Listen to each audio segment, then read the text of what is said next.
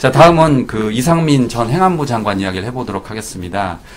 비상계엄을 수사 중인 특검이 이상민 전 행안부 장관 자택에서 무려 32억 원의 그 돈다발을 발견했다라는 의혹이 불거졌는데, 그 에르메스 고가 가방이잖아요. 네. 그 가방에 5만 원권이 가득 들어 있었는데 이게 32억 원이라고 그래요.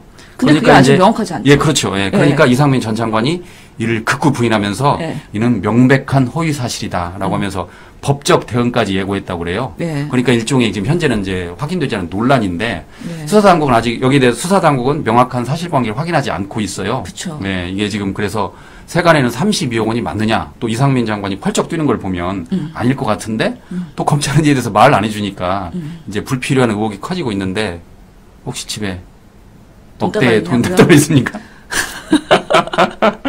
응원하시려면 이렇게. 없어요. 아, 예. 집에 그 가끔씩 그 1원짜리랑 10원짜리가 돌아다니더라고요, 저희 집에. 어떻게 유입됐는지 모르겠는데 100원짜리도 돌아다녀서, 아무래도 애들 키우는 집이다 보니까 동전이 있어요. 예. 동전만 모아가지고 현금 다발, 동전 다발이 좀 있긴 한데 지폐로는 없어가지고 저는 어떻게 하면은 집에 돈 다발이 있을 수 있을까? 저랑은 완전 넘사벽이고 다른 세계라고 생각이 드는데요. 우선은 32억인지 34억인지 에르메스인지 사실관계가 확정이 안 됐어요. 그렇기 때문에 명예훼손으로 고발당할 수 있으니까 조심하긴 해야겠네요.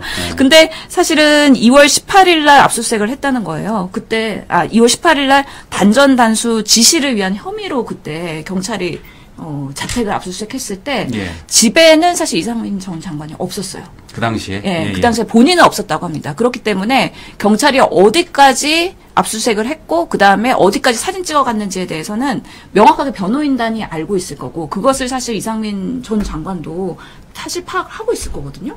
그러면 지금 경찰이 이 돈다발에 대해서는 그때 수사 대상은 아니었으니까 그거를 명확하게 검증하거나 그럴 수는 없었다. 왜냐면은 그래도 행안부 전 장관이기 때문에 검찰 조직 하나의, 그러니까 행안부 조직 산하의 경찰 조직이 컨트롤 받고 있는 상황이잖아요.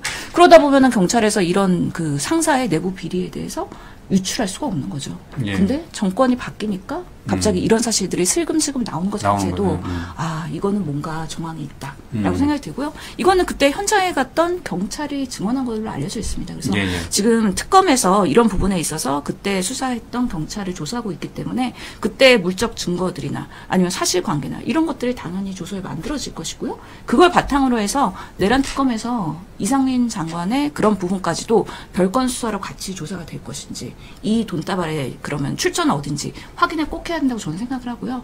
실제로 올해 3월에 공직자 재산 공개가 됐다는 거 아니에요? 근데 이상민 전 장관의 재산이 46억이에요. 46억. 그중에 현금은 0원으로 보고가 됐어요. 그렇기 때문에 집에 있는 돈다발, 그리고 공직자의 재산 공개는 0원. 그러면 분명히 이거는 명백한 공직자의 그 신고의 의무에 반하는 것이기 때문에 분명히 불법의 소지가 있는 것이고, 그럼 어디까지 이 돈의 출처를 확인할 수 있느냐에 따라서 내란과 연결되느냐, 아니면 과거에 뭐 변호사 때나 아니면 다른 일로 인해서 이런 돈다발이 있는 건지는 좀 더 수사가 돼봐야 우리가 파악할 수 있겠다라는 생각이 듭니다. 어쨌든 다시 한번 말씀드립니다만 이상민 전 장관은 사실이 아니다라고 극구 부인하고 있으니까 특검이 이제 정확한 수사를 통해서 명명백백하게 밝혀야 할 것으로 보입니다.